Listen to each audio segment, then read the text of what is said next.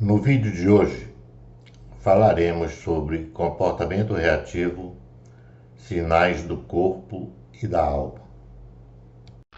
O conceito de comportamento reativo que temos utilizado até agora para facilitar nossa compreensão foi formulado intencionalmente para ter uma função integradora.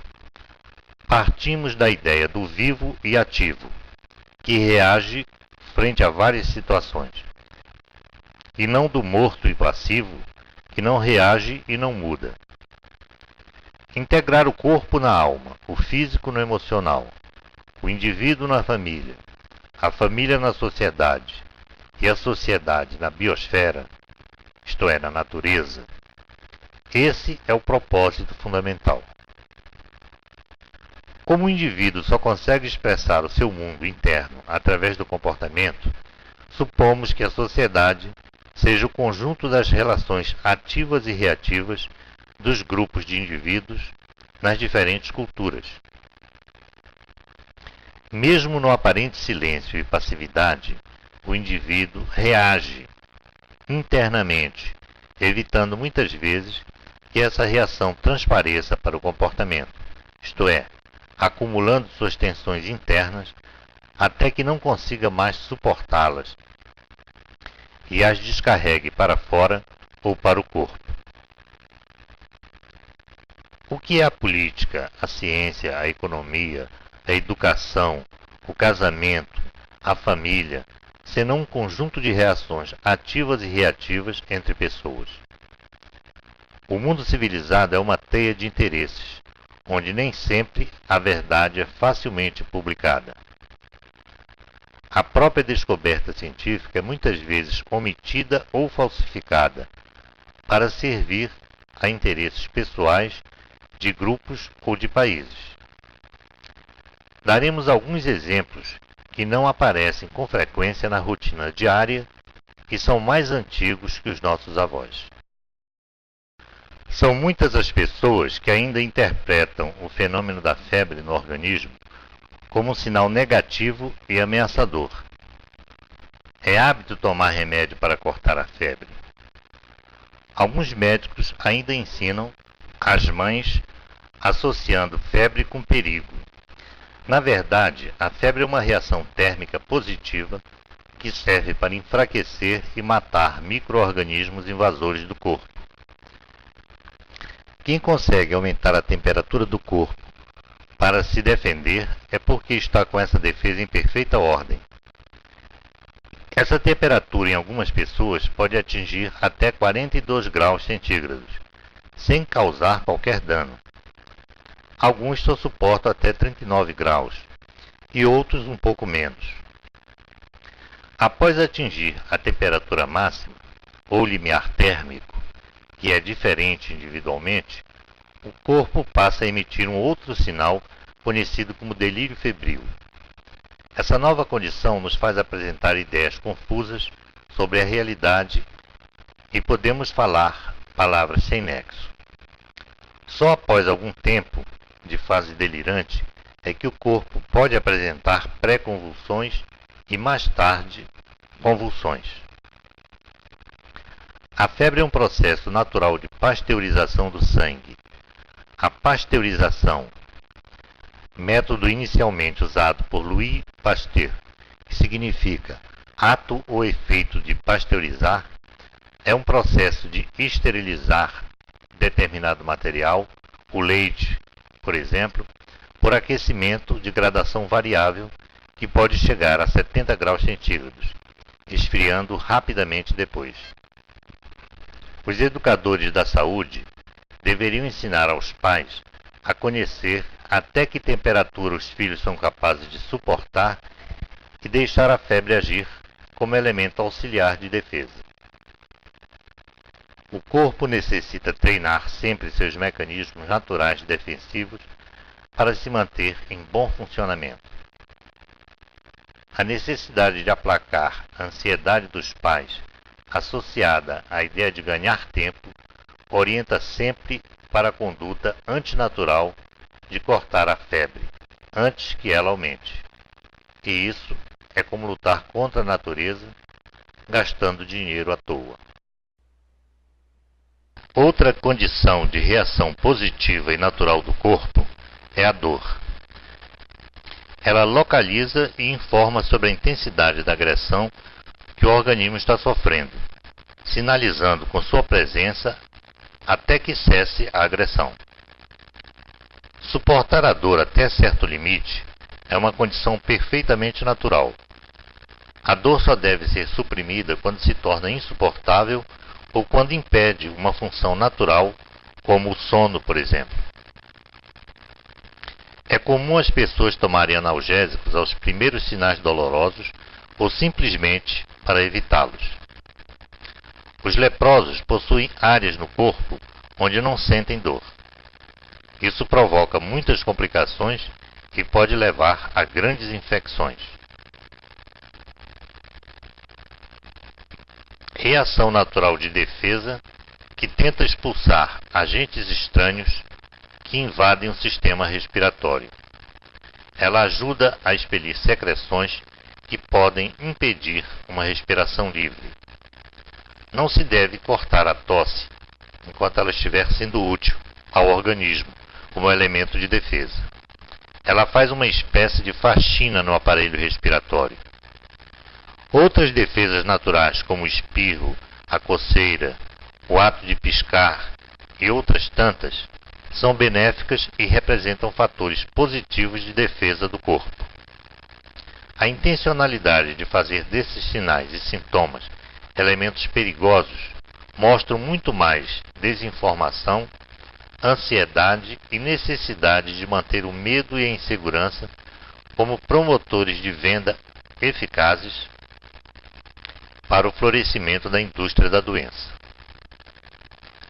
A medicina preventiva nos ensina que só devemos introduzir medicamentos em nosso corpo com o objetivo de fortalecer suas defesas naturais. É o caso das vacinas. Ou quando, com segurança e após testarmos o nível de resistência desse corpo, tivermos certeza de que serão benéficos auxiliares das defesas naturais. Na área da saúde mental, as questões são as mesmas. Usamos frequentemente os remédios para mascarar as aparências, defender os interesses e suprimir transitoriamente o medo e a insegurança. As causas não interessam, e sim os efeitos imediatos. Motoristas que usam anfetaminas, isto é, bolinhas, rebite, para se manterem acordados e trabalhando. Mães que sedam seus filhos para não chorarem durante a noite. Pessoas que tentam uma tranquilidade química usando ansiolíticos e antidepressivos. A qualquer sinal de desordem psíquica, usam-se sedativos e drogas pesadas para que o doente não nos incomode, pois é preciso trabalhar e produzir sem parar. A doença, vista pelo seu lado positivo, é uma necessidade do corpo e da emoção atuando de forma simultânea. O organismo só consegue treinar suas defesas adoecendo de vez em quando para permitir que essas defesas se exercitem e se fortaleçam. Quando adoecemos, sentimos necessidade da atenção dos amigos, da proximidade e do carinho dos parentes, para relembrarmos a sensação de que somos considerados e amados. Adoecer é experimentar de vez em quando a solidariedade e a proximidade afetiva dos outros. É uma experiência social ego-orientada, isto é, orientada para o eu, para dentro, que tranquiliza. É possível que o aumento assustador das doenças psicossomáticas na atualidade tenha alguma relação com essa necessidade ritualística de rejuvenescimento simultâneo do corpo e da personalidade. Essa prática milenar, utilizada pela maioria das sociedades antigas, foi há algum tempo abandonada pelos costumes modernos. Essa lacuna pode explicar o aumento da demanda que ocorre nos consultórios, clínicas, hospitais, templos e seitas místicas. uma profunda e real prova da natureza socioafetiva humana. Caminhamos progressivamente e estamos conseguindo ser uma sociedade tóxica. A sociedade dos drogados, que substitui o calor da proximidade afetiva pela ação alienadora dos remédios, trocando a substância do amor pelo amor às substâncias químicas. Há mais de 20 anos, temos observado a multidão de doentes que caminha solitária em busca de diferentes remédios eficazes para a sua carência afetiva e para a sua solidão. Um remédio que não se guarda em vidros, caixas ou cartelas, e que pode ser encontrado apenas na convivência, na boa convivência. Precisamos resgatar os rituais antigos e altamente benéficos para o corpo e para a alma. Quem não lembra o que ocorria há algumas décadas atrás, quando alguém adoecia em casa, a família preocupada com o doente e não com a doença, se reunia ou se alternava em torno do doente, cercando-o de cuidados e atenções. O chazinho, a canja de galinha, as massagens no peito e os presentes para o doente. As histórias eram contadas para diminuir a tristeza e fazer o doente rir, melhorar. Os amigos, vizinhos e familiares formavam uma verdadeira corrente encorajadora, fortalecendo o ego do enfermo para que ele se reintegrasse são e salvo, isto é, física e psicologicamente, à vida em comum. Ninguém apressava a cura, mas todos torciam por ela. Os remédios do médico representavam apenas um elemento presente no conjunto desse ritual. O doente, satisfeito e agradecido por toda essa manifestação de atenção e carinho, acabava melhorando e curando. Ora, pensava, se todos gostam de mim e me querem curado, eu devo fazer a minha parte. Não preciso mais ficar doente. Vou ficar bom e continuar convivendo normalmente junto, pois que gostam de mim. Chegamos sempre à mesma conclusão. O homem não é de ferro, nem é feito de uma mistura de substâncias químicas e proteicas. Ele nasce do amor e necessita dele para viver até a sua morte. Foi também observando os rituais dos civilizados que começamos a compreender melhor os rituais indígenas. Ambos guardam muita semelhança entre si. Mas os nossos rituais ficam cada vez mais fracos e esquecidos, e por isso sentimos muita falta deles e somos obrigados a criar outras formas substitutas, tomar remédio, por exemplo, nem sempre adequadas para preencher o vazio afetivo que sentimos dentro de nós. O ritual da doença entre os civilizados foi sendo progressivamente ridicularizado desde o surgimento da era industrial. A onda de desenvolvimento científico e tecnológico precisava criar o mito do homem moderno, que com o dedo em riste acusava a ignorância e o atraso das pessoas que resistiam à publicidade. O homem antigo, diziam seus promotores, era supersticioso e fraco. Suas ideias antiquadas e românticas o condenavam à pobreza. Elas precisavam ser substituídas, renovadas. Os rituais primitivos deveriam ser trocados por formas rituais modernas, onde as máquinas, a razão e a ciência passariam a ocupar o centro de solução para os problemas humanos.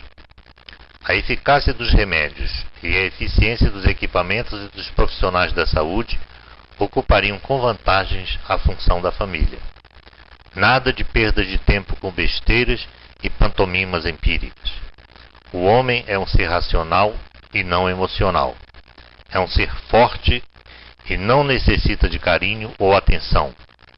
É um robô que só precisa ir à oficina de vez em quando para fazer manutenção ou trocar algumas peças gastas. Seu combustível pode ser enlatado e seus aditivos podem ser produzidos sob a forma de comprimidos, gotas ou injeções. Não pode perder tempo com doenças prolongadas, porque precisa trabalhar muito, ganhar dinheiro, para que consiga nos pagar sempre e bem. Nós somos seus benfeitores e salvadores, portanto devemos ganhar muito e cada vez mais. Vamos trabalhar. Ordem e progresso.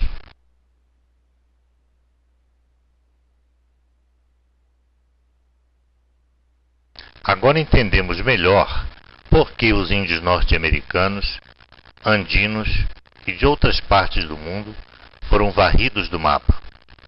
Agora sabemos por que os índios brasileiros, os verdadeiros brasileiros, incomodam tanto e continuam a ser dizimados. Eles sempre se opuseram em praticar a concepção alucinada de progresso e desenvolvimento inventada pelo branco. A megalomania dos civilizados explica bem essa aversão aos índios. A megalomania é um comportamento reativo civilizado cuja base é insegurança, medo e inveja. O comportamento megalomaníaco tenta disfarçar esses sentimentos existentes, substituindo-os por uma conduta invertida, a onipotência e a agressão. O indivíduo se mostra forte, seguro e decidido e critica os que considera fracos para não ter que se enfrentar com sua própria fragilidade de personalidade. Esse perfil de personalidade é comum nas pessoas destrutivas, invejosas e com forte sentimento de inferioridade. As cores e os tons da megalomania humana podem ser facilmente observados na postura emproada e altaneira dos militares de todos os países do mundo. Os militares são os atores da sociedade branca e representam obrigatória e simbolicamente a nossa megalomania. Deixamos para eles esse papel que nós mesmos recusamos, mas necessitamos para nos sentirmos mais seguros. O militar que não é forte, decidido e combativo não é militar para nós. É um civil.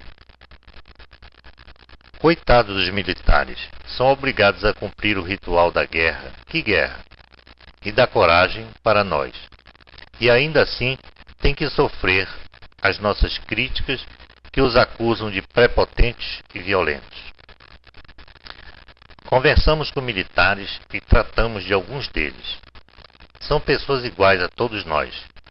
Contaram como é chato ficar repetindo muitas manobras e marchas sem qualquer expectativa de combate ou guerra, e com armamento obsoleto. Como é duro dar e receber ordens absurdas e sem sentido, de maneira cega e obediente. Manter uma disciplina rígida e antinatural sem reagir. Fazer de conta que a guerra virá quando sabem que ela é desnecessária e não leva a coisa alguma. Muitos foram presos porque reagiram. Outros pediram baixa por não mais suportar a vida na caserna. Outros, após aguentarem heroicamente essa tortura, ficaram neuróticos ou adoeceram da mente ou do corpo. Os que conseguiram ir até o fim tiveram que trocar o uniforme garboso pelo pijama listrado e caíram no esquecimento. Sobraram apenas as medalhas e os atos de bravura, escritos nos papéis amarelados e devidamente arquivados no departamento cabível.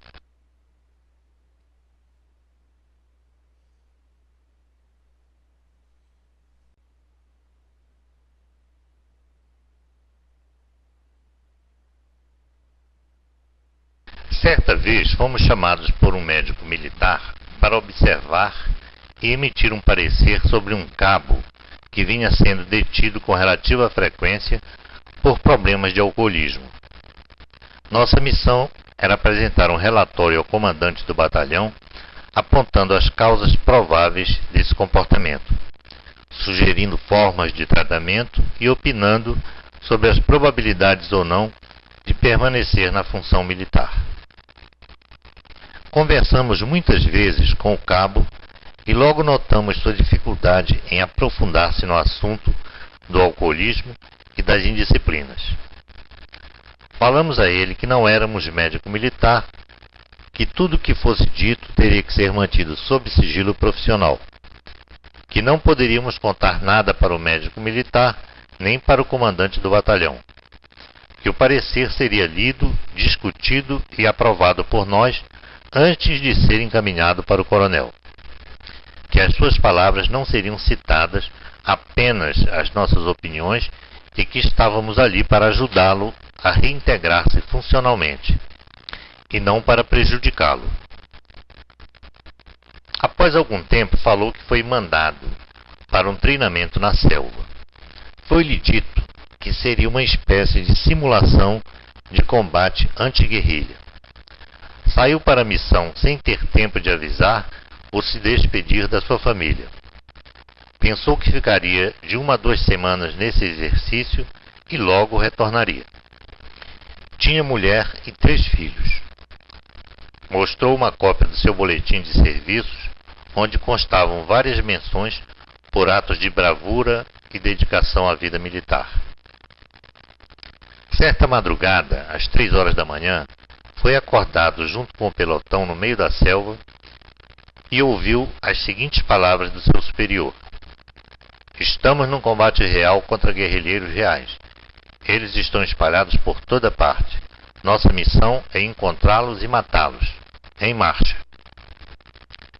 Contou que ficou 4 semanas em combate contra os guerrilheiros até sofrer ferimentos provocados por estilhaço de granada. Viu vários colegas morrerem em situações dramáticas e ajudou a socorrer outros. Foi levado para um hospital de apoio, onde começou a delirar e ter alucinações. Ora ficava deprimido, ora se tornava agressivo, precisando ser contido e amarrado. Foi assistido por psiquiatras e tomou vários remédios para a cabeça. Após 30 dias, recebeu alta no hospital e voltou para casa, onde ficou mais 30 dias de licença. A partir daí começou a beber muito, principalmente quando lembrava dos episódios do combate e das cenas e visões dos companheiros mortos. Sentia vontade de agredir seus superiores quando bebia, porque, na sua opinião, eles tinham sido os responsáveis por tudo aquilo. Não fora submetido a qualquer preparo psicológico para combater na selva. Lembrava da mulher e dos filhos durante esse período e era proibido de escrever para eles. Estava revoltado. Escrevemos o relatório e ele o aprovou. Em resumo, dizia o seguinte: o referido senhor apresenta um quadro reativo originado por trauma psicológico em missão de combate. Seu estado psíquico atual é perfeitamente reversível desde que seja submetido a tratamento especializado com o objetivo de suprimir o trauma. Por se constituir em patologia adquirida pela natureza do trabalho, concluímos que, ao Exército, cabe o dever legal e humano de promover sua recuperação psíquica e reintegrá-lo à sua força. Reformá-lo e excluí-lo da única função para a qual foi preparado e sabe desempenhar é cometer outro erro, provocando com isso um novo choque para o seu psiquismo. Esse fato aconteceu em 1973. Nunca ficamos sabendo o que ocorreu depois.